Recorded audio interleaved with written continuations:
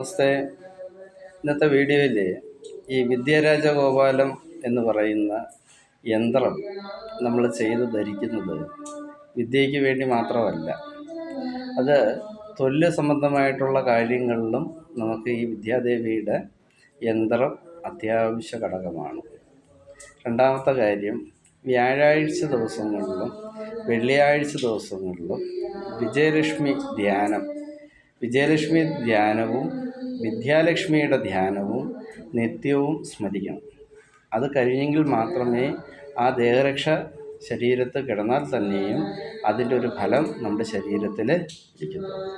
അതിന് തൊട്ട് മുമ്പേ ശരീരശുദ്ധീകരണം നടത്തിയതിന് ശേഷമാണ് അത് നല്ലൊരു ദിവസം നോക്കി ദക്ഷിണയോടുകൂടി നമ്മളത് സ്വീകരിച്ച് നല്ലൊരു ഉത്തമമായ നേരം നോക്കി തന്നെയാണ് ദേഹത്ത് ധരിക്കേണ്ടത്. കൂടാതെ നിത്യജപവും ഉണ്ടായിരിക്കണം. എങ്കിൽ മാത്രമേ ഈ ഒരു ഫലം ആ കൂടിൽ നിന്ന് നമ്മൾക്ക് ശരീരത്തിൽ ഒരു പോസിറ്റീവ് എനർജി നിത്യവും പതകത്തുള്ളൂ.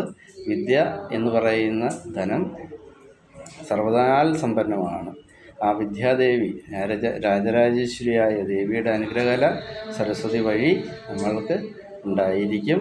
തീർച്ചയായിട്ടും അത് പ്രസ്ഥാനങ്ങൾക്കായാലും വിദ്യാദേവിയുടെ ഗുണം, ആ ഒരു ഫലവും നമുക്ക് സിദ്ധമായിരിക്കും.